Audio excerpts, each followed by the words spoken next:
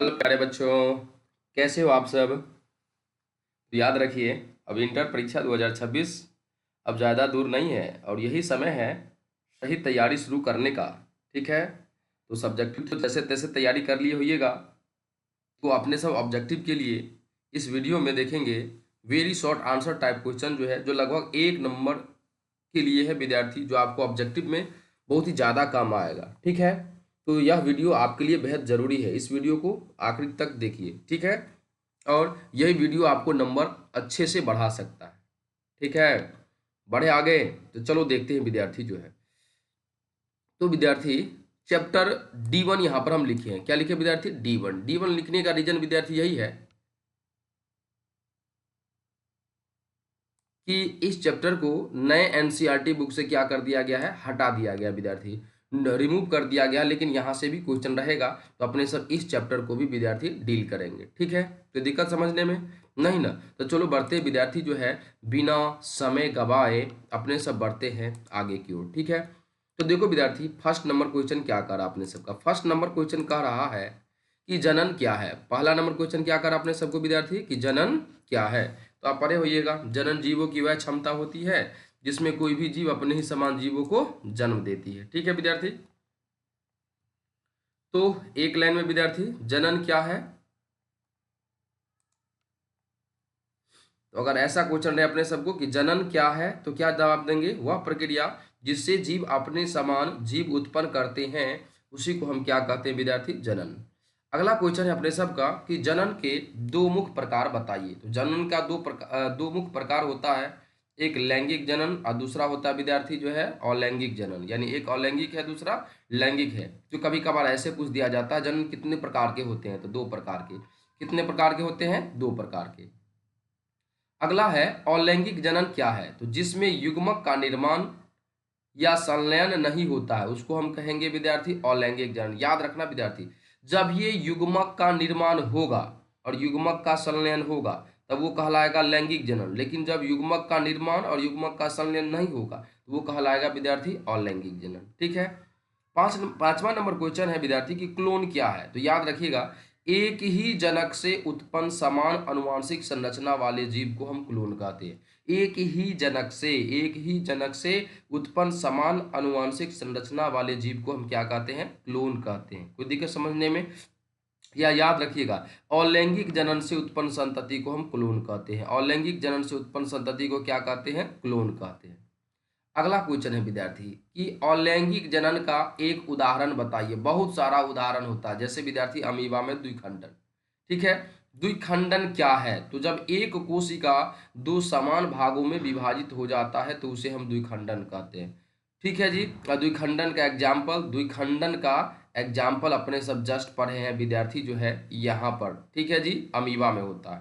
ठीक है, अगला है विद्यार्थी अपने सबका कि बहुखंडन किसमें होता है। तो याद रखिएगा, बहुखंडन प्लाज्मोडियम में होता है। किसमें होता है? प्लाज्मोडियम में होता है। ठीक है विद्यार्थी, कोई दिक्कत समझने में नहीं ना? चलो बढ़ते आगे अपने सब जो है। अगला क्वेश्चन है कि मुकुलन क्या है विद्यार्थी। अपने सबका अगला क्वेश्चन क्या है?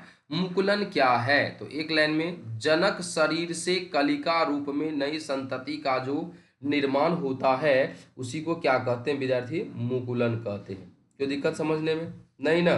चलो अगला क्वेश्चन बढ़ते हैं विद्यार्थी, मुकुलन का उदाहरण दीजिए। तो याद रखना, मुकुलन बर्डिंग किस में पाया जाता है? तो यह हाइड्रा और ईस्ट में पाया जाता है। किस में पाया जाता है? हाइड्रा और ईस्ट में पाया जाता है। ठीक है, अगला क्वेश्चन है कि खंडन क्या है, फ्रेगमेंटेशन क्या है। तो याद रखना, शरीर के खंडों के अलग होकर नए जीव बनाना। शरीर के खंडों के अलग होकर, मान लो कोई शरीर है विद्यार्थी, ये कोई शरीर है विद्यार्थी, ध्यान दो विद्यार्थी, यहां पर ये कोई शरीर है जीव का।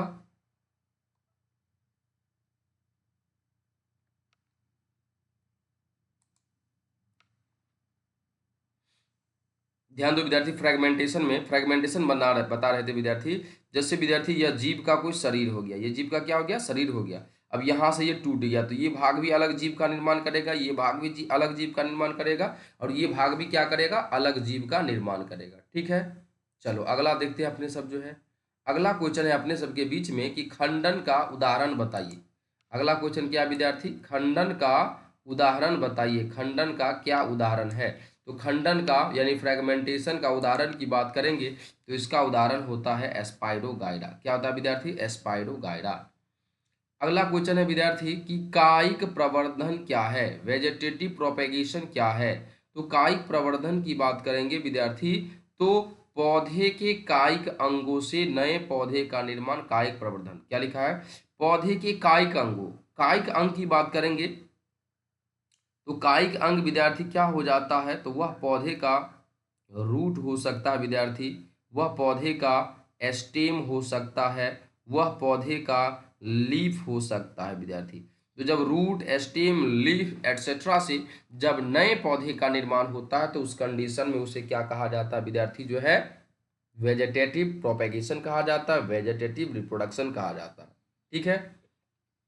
साथ ही साथ आपको पता होगा विद्यार्थी, इंटर की पढ़ाई ऐसी होती है कि किताब खोलो, पेज देखो और अचानक हाथ में खुद ब खुद मोबाइल आ जाएगा, है ना। जो अभी वीडियो देख रहा है वो यह तो बहुत सीरियस, वह या तो बहुत सीरियस है या फिर डर रहा है एग्जाम को लेकर के, तो डरो नहीं, अभी से वीडियो देखते रहो। ठीक है, और अच्छे नंबर आप ला सकते हैं। अगला क्वेश्चन है विद्यार्थी कि पत्ती द्वारा प्रवर्धन का उदाहरण है। तो पत्ती द्वारा प्रवर्धन ये ब्रायोफिल्म में होता है। किसमें होता है? ब्रायोफिल्म में। अगला है बल्ब क्या है? अगला क्या विद्यार्थी? बल्ब क्या है? तो तने का भूमिगत रूप जो प्रवर्धन में सहायक होता है उसे हम बल्ब कहते हैं। बल्ब का कहता है उदाहरण बताइए। तो यहाँ पर एक ही लिखा है प्याज, लहसुन भी आप लिख सकते हैं। ठीक है, लहसुन भी होता है। अगला है राइजोम क्या है? तो राइजोम भूमिगत क्षैतिज तना है विद्यार्थी। राइजोम क्या है? भूमिगत क्षैतिज तना को राइजोम कहा जाता है। अगला है राइजोम का उदाहरण बताइए। तो अदरक हो गया, हल्दी हो गया, एटसेट्रा। अगला है ऑफसेट क्या है विद्यार्थी? तो जलीय जीवों में पाया जाने वाला छोटा क्षैतिज अंकुरन या छोटा क्षैतिज भाग जिसे हम लोग क्या कहते हैं? ऑफसेट कहते हैं। क्या कहते हैं? ऑफसेट कहते हैं। ठीक है। इंटर का नाम सुनते ही कुछ बच्चों को बुखार आने लगता है, डॉक्टर भी पूछता है इंटर वाला है क्या, है कि नहीं? तो तैयारी करो अच्छे से। ठीक है, चलो अगला क्वेश्चन है अपने सबका कि ऑफसेट का उदाहरण बताइए। तो ऑफसेट का उदाहरण है जलकुंभी। क्या हो जाएगा? जलकुंभी। अनिषेक जनन, बिना निषेचन का जब जीव का निर्माण होगा, बिना निषेचन के अंडाणु से जीव का जब विकास होता है तो उसी को अनिषेक जनन कहा जाता है। क्या कहा जाता है? अनिषेक जनन। अनिषेक जनन का विद्यार्थी उदाहरण पूछ दिया जाता है तो याद रखिएगा मधुमक्खी हो गया, छिपकली हो गया, एटसेट्रा, ये सभी में क्या होता है? पार्थेनोजेनेसिस होता है, अनिषेक जनन होता है। ठीक है। अगला क्वेश्चन है जीवन अवधि, लाइफ स्पेन क्या है? तो जन्म से लेकर के प्राकृतिक मृत्यु तक के अवधि या जन्म से प्राकृतिक मृत्यु तक के बीच की अवधि को क्या कहा जाता है विद्यार्थी? जो है लाइफ स्पेन कहा जाता है। क्या कहा जाता है? Life span. अगला है सबसे कम आयु वाला जीव कौन सा है? तो वो मे फ्लाई होता है विद्यार्थी, एक दिन होता है। सबसे अधिक आयु वाला जीव कौन सा है विद्यार्थी? तो वो कछुआ होता है, बरगद होता है, पीपल होता है। वैसे हम आपको बता दें कछुआ का जीवन अवधि अलग अलग बुक में आपको अलग अलग, किसी किसी में आपको 200 दिया रहता है, किसी किसी में 200 से 300, किसी किसी में 150 से 200। बरगद का आपको 200 याद रखना विद्यार्थी। बरगद का 200 वर्ष याद रखिए। पीपल का विद्यार्थी 2000 वर्ष होता है। इसी तरीके से एक वृक्ष है लारिया ट्राइडेंटाटा जो 11,300 वर्ष उसका लाइफ स्पेन है। ठीक है, चलो अगला क्वेश्चन है विद्यार्थी कि कौवे की आयु कितनी होती है? तो याद रखिएगा लगभग 15 वर्ष। कितना होता है? 15 वर्ष। कुत्ते की आयु कितनी होती है विद्यार्थी? 25 वर्ष। कुत्ते की आयु कितनी होती है? 25 वर्ष। मनुष्य की आयु कितनी होती है? 80 वर्ष। किसके अनुसार? According to WHO, world health organisation के अनुसार। अगला है कि गाय की आयु कितनी होती है? गाय की आयु कितनी होती है? 20 से 25 वर्ष। जीवन चक्र के 3 चरण कौन कौन होते हैं? आपको पता होगा, जुवेनाइल फेज जिसे किशोरावस्था कहते हैं, रिप्रोडक्टिव फेज जिसे जनन अवस्था कहते हैं, रिप्रोडक्टिव से बाद का अवस्था जिसे वृद्धावस्था कहते हैं। ठीक है, तो चलो अगला क्वेश्चन है अपने सबका कि किशोर अवस्था क्या है, तो वृद्धि की अवस्था में, वृद्धि की अवस्था जिसमें जनन क्षमता नहीं होती, वृद्धि की अवस्था जिसमें जनन की क्षमता नहीं होती है उसी को किशोर अवस्था, या जनन से पहले की अवस्था को हम क्या कहते हैं, किशोरावस्था।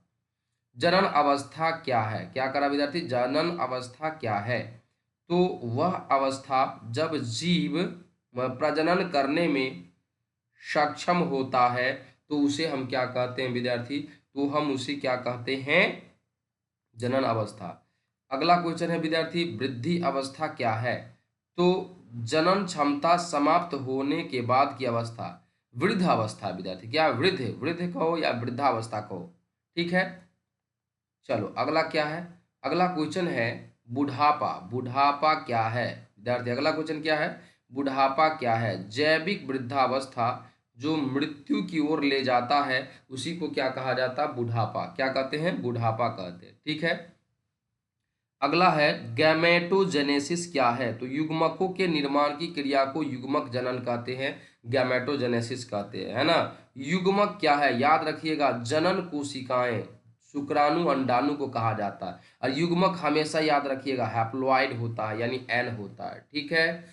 अगला क्वेश्चन है निषेचन क्या है, अगला क्वेश्चन है निषेचन क्या है, तो नर और मादा युग्मकों का संलयन, नर और मादा युग्मकों का संलयन जो होता है उसी को हम क्या कहते हैं, निषेचन कहते हैं, ठीक है। चलो जी आगे बढ़े। अगला क्वेश्चन है बाह्य निषेचन क्या है, बाह्य निषेचन क्या है, तो जो शरीर के बाहर होगा उसे क्या कहेंगे, बाह्य निषेचन। बाह्य निषेचन पूछ देगा किस में होता है, मछली में होता है, मेढक में होता है विद्यार्थी, यानी जलीय जीव, वैसे ब्रायोफाइटा हो गया, ट्रिडोफाइटा हो गया, एल्गी के लिए भी विद्यार्थी निषेचन के लिए जल माध्यम का होना जरूरी है। आंतरिक निषेचन, जो निषेचन शरीर के भीतर हो, ठीक है, जब नर और मादा युग्मक शरीर के भीतर संलयित होता, ठीक है। अगला क्वेश्चन है आंतरिक निषेचन का उदाहरण बताइए, तो मनुष्य और पक्षी हो जाएगा।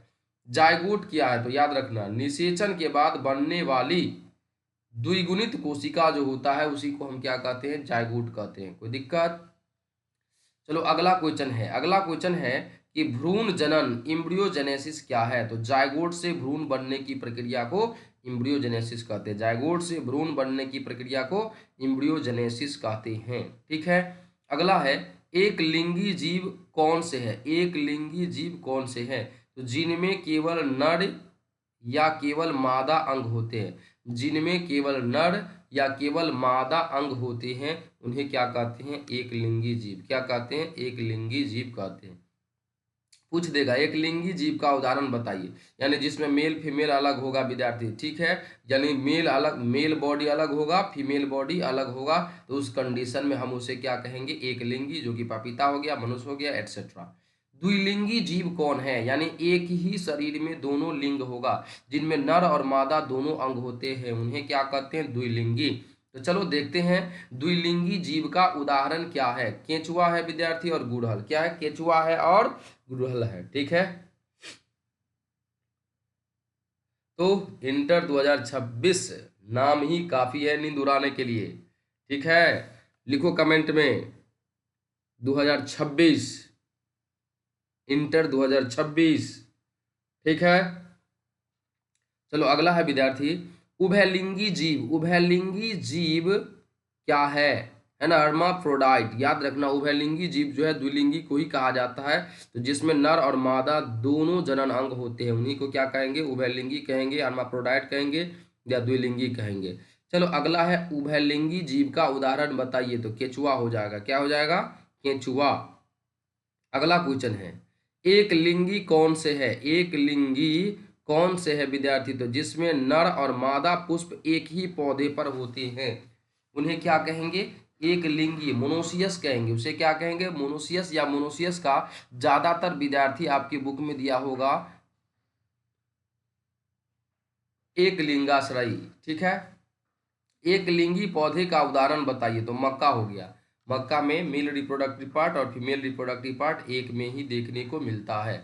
द्विलिंगी पौधा पूछ देगा विद्यार्थी कौन है, तो जिनमें नर और मादा पुष्प अलग अलग पौधों पर होता है, उस कंडीशन में हम उसे डायसियस कहते हैं। ठीक है, चलो अगला क्वेश्चन है, द्विलिंगी पौधे का उदाहरण बताइए। तो पपीता और खजूर हो जाए, क्या हो जाएगा, पपीता और खजूर। देखो विद्यार्थी, यह एक ऐसा क्वेश्चन है जो आपको ऑब्जेक्टिव टाइप क्वेश्चन में बहुत ही मदद करेगा। ठीक है जी, डायरेक्ट आंसर याद रखो।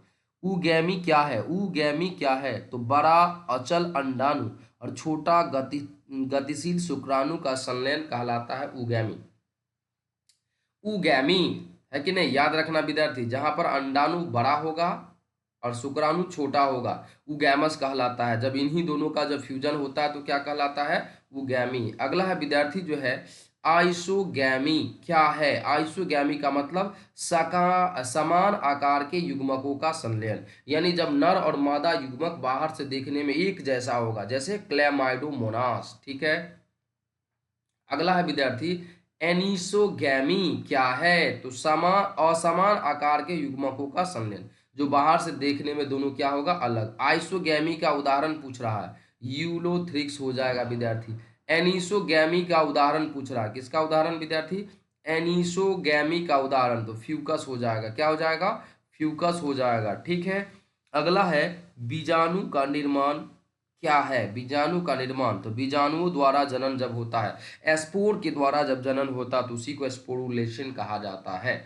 अगला है बीजाणु निर्माण का उदाहरण बताइए विद्यार्थी, तो राइजोप्स में होता है विद्यार्थी, पेनिसिलियम में होता है, एटसेट्रा।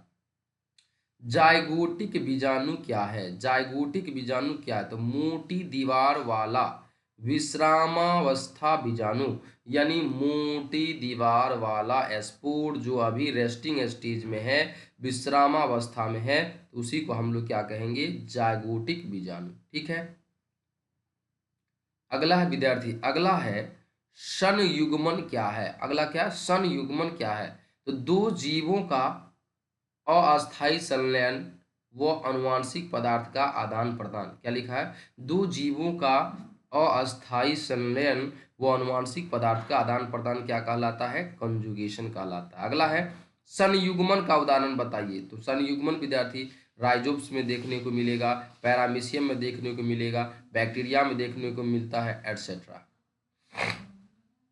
अगला है विद्यार्थी कि संगम यानी सिनगैमी या संलयन क्या है, तो युग्मकों का वास्तविक संलयन जो होता है उसी को सिनगैमी कहते हैं। निषेचन के बाद क्या होता है, तो एक लाइन में जायगोट बनेगा और भ्रूण बनेगा। निषेचन के बाद क्या बनता है, जायगोट बनता है, फिर जायगोट के बाद क्या बनता है, भ्रूण बनता है। अंडज जीव कौन सा है, क्या लिखा है, अंडज जीव कौन सा है, तो वे जीव जो अंडा देगा उसे क्या कहेंगे, अंडज। और वे जीव जो बच्चे को जन्म देंगे उसे क्या कहेंगे विद्यार्थी, वीवी पैरस कहेंगे, जरायुज कहेंगे।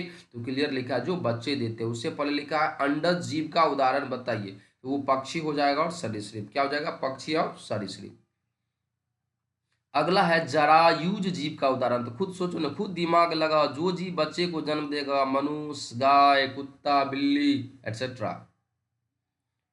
अगला है विद्यार्थी जनन चक्र क्या है, अगला क्या है, जनन चक्र क्या है, तो जन्म से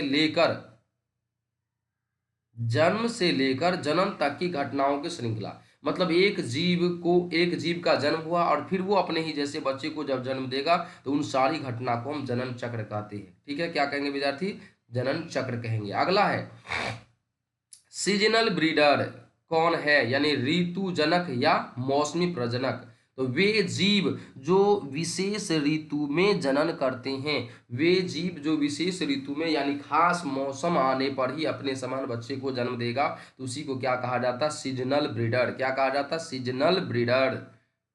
मौसमी प्रजनक का उदाहरण है हिरन हो जाता विद्यार्थी, कुत्ता हो जाता है, एटसेट्रा। अगला है कि निरंतर या सतत प्रजनक कौन है, तो याद रखिएगा जो पूरे वर्ष जनन करते हैं, जो पूरे वर्ष, मतलब उसको मौसम से कोई मतलब नहीं, जैसे मनुष्य हो गया, गाय हो गया, भैंस हो गया, एटसेट्रा। ठीक है, अगला है कि सतत प्रजनक का उदाहरण बताइए, तो दे दिया मनुष्य, चूहा। तने द्वारा प्रवर्धन, जब तने द्वारा प्रवर्धन क्या है, तने द्वारा प्रवर्धन का मतलब हो गया कि स्टेम से नए पौधे का निर्माण होगा, जैसे आलू हो गया, गन्ना हो गया, एटसेट्रा।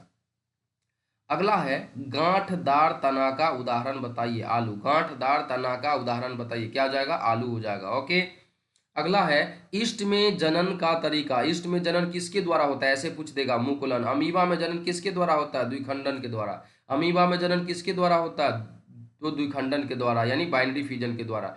पूछ देगा प्लाज्मोडियम में जनन का तरीका क्या है, तो बहुखंडन। या प्लाज्मोडियम में जनन किसके द्वारा होता है, तो बहुखंडन के द्वारा। ठीक है, चलो, तो कम समय में अपने सबको एग्जामिनेशन के लिए ज़्यादा से ज़्यादा क्वेश्चन को देखना। फिर भी अगर किसी क्वेश्चन में किसी विद्यार्थी को दिक्कत हो तो कमेंट करिए। और मेरे हिसाब से तो सारे बच्चे, जो भी बच्चे वीडियो को देख रहे हैं, तो कमेंट करिए ही करिए, जो है कमेंट बॉक्स में करो, जो है 2026 एग्जाम, 2026 एग्जाम, 2026 एग्जाम। ठीक है, इससे आपका प्रिपरेशन और बढ़ जाएगा। ठीक है, अगला है कायिक प्रवर्धन की इकाई को क्या कहते हैं। कायिक प्रवर्धन की इकाई को क्या कहते हैं, तो कायिक प्रवर्धन की इकाई को हम प्रवर्धन अंग कहते हैं, प्रजनक अंग कहते हैं, कायिक भाग कहते हैं, या इंग्लिश में वेजेटेटिव पार्ट कहते हैं। क्या कहते हैं, वेजेटेटिव पार्ट कहते हैं। पूछ देगा कि वेजेटेटिव पार्ट क्या होता है विद्यार्थी, तो पीछे भी शायद बता चुके हम। ये रूट हो सकता है विद्यार्थी, ये स्टेम हो सकता है विद्यार्थी, यह लीफ हो सकता है। ठीक है, एटसेट्रा। चलो आगे है विद्यार्थी, आगे है अपने सबका क्वेश्चन कि आलू में प्रवर्धन अंग क्या है, तो आंख होता है। आलू में प्रवर्धन अंग क्या होता है, आंख होता है। क्या होता है विद्यार्थी, आंख होता है। चलो अगला है जलकुंभी का वैज्ञानिक नाम क्या है। जलकुंभी का वैज्ञानिक नाम आइकॉर्निया क्रैसिप्स है। ठीक है, अगला क्वेश्चन है जलकुंभी को बंगाल का आतंक क्यों कहा जाता है, तो जलकुंभी को बंगाल का आतंक इसीलिए कहा जाता है क्योंकि यह तेजी से जलाशय पर फैलता है और जलाशय को क्या कर देता है, ढक देता है, इसीलिए इसे बंगाल का आतंक कहा जाता है। तो केवल इसीलिए क्या कहा, इसीलिए क्या हम इसे कहेंगे, बिल्कुल नहीं।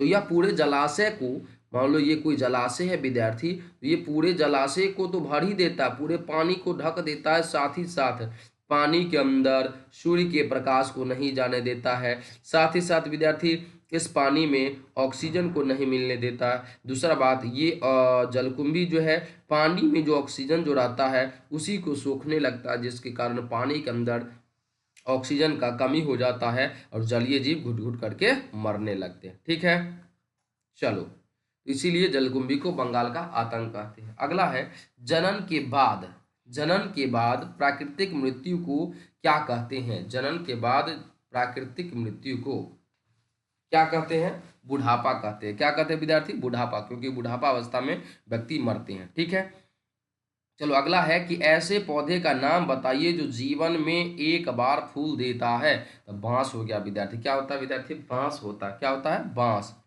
ठीक है, कितने वर्ष के बाद विद्यार्थी, बांस तो पढ़े होइएगा, यह पौधा लगभग 50 से 100 वर्षों के बाद विद्यार्थी इसमें फ्लावरिंग और फ्रूटिंग आता है। ठीक है, अगला क्वेश्चन है ऐसे पौधों को क्या कहते हैं। ऐसे पौधों को क्या कहते हैं जो जीवन में एक बार फूलता और फलता, तो याद रखिएगा मोनोकार्पिक, एक फलकीय या एक फलनी पौधा, इसी को विद्यार्थी जो हम एक फलनी पौधा भी कहते हैं। क्या कहते हैं, एक फलनी पौधा। या फिर पूछेगा मोनोकार्पिक प्लांट किसे कहते हैं, तो एक लाइन में वो प्लांट जो अपने पूरे जीवन में केवल एक बार फूल और फल देते हैं उसी को मोनोकार्पिक कहते हैं। उसी तरीके से लिखा है बहुफलनी पौधे कौन से हैं, तो एक लाइन में वे पौधा जिसमें रिप्रोडक्टिव एज आने पर किसी खास मौसम में बार बार फूलते और फलते हैं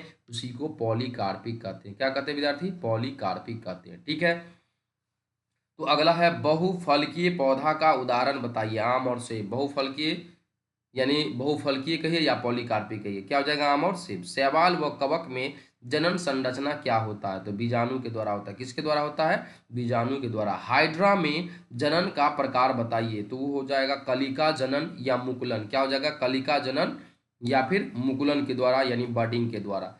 अगला है विद्यार्थी कि ब्रायोफिल्म की पत्ती के किस भाग से नए पौधे बनते हैं। ब्रायोफिल्म की पत्ती के किस भाग से नए पौधे बनते हैं, तो पत्ती के किनारे वाले भाग से। परे होइएगा, इस तरीके से कोई लीफ है कि नहीं, तो इसके किनारे वाले भाग से क्या होता है, बड का निर्माण होता है और ये विद्यार्थी नए पौधे का निर्माण करते हैं ना जी। यस, अगला है अलैंगिक जनन से उत्पन्न संतति को क्या कहते हैं? क्लोन। शुरू में भी बताए थे, इसे क्या कहेंगे हम? क्लोन कहते हैं। अगला है विद्यार्थी मियोसिस। मियोसिस क्या है? आप लोग कोशिका विभाजन पढ़े होइएगा, मियोसिस पढ़े होइएगा, माइटोसिस पढ़े होइएगा। तो ऐसी कोशिका विभाजन जिसमें गुणसूत्र की संख्या आधी हो जाती है, मतलब विद्यार्थी याद रखिएगा मियोसिस में अगर ये सेल डिप्लॉयड है तो आने वाला जो 2 सेल बनेगा वो हैप्लॉइड बनेगा, और यह विभाजन यहीं पर नहीं रुकता है। ये मियोसिस फर्स्ट हुआ, फिर अगेन विद्यार्थी क्या होता है? तो इन हैप्लॉइड सेल से दो दो हैप्लॉइड सेल का क्या होता है? निर्माण होता है। ठीक है, यानी ये भी हैप्लॉइड हो जाएगा और ये भी हैप्लॉइड हो जाएगा। ठीक है, तो याद रखना मियोसिस में एक सेल से 4 सेल बनेगा, एक सेल से 4 सेल बनेगा। ठीक है जी। अगला देखो क्या लिखा है, जायगोट की गुणसूत्र संख्या क्या होती है? द्विगुणित होता है, द्विगुणित यानी डिप्लॉयड होता है। जनन अवस्था समाप्त होने पर क्या होता है? बुढ़ापा का आरंभ होता है, सेनेसेंट फेज आता है। कोई दिक्कत नहीं ना? तो अपने सब जो है आज के इस चैप्टर में इतना ही रखेंगे विद्यार्थी जो है। ठीक है, अब अगला चैप्टर अपने सबका chapter 1 sexual reproduction in flowering plant start होगा। यानी विद्यार्थी टोटल क्वेश्चन अपने सब 1500 प्लस क्वेश्चन को डील करेंगे। बस केवल आप जो है हर एक दिन आप इस वीडियो को देखते रहिए। ठीक है, और गारंटी देते विद्यार्थी यहाँ से क्वेश्चन बाहर नहीं रहेगा। ठीक है, चलो धन्यवाद।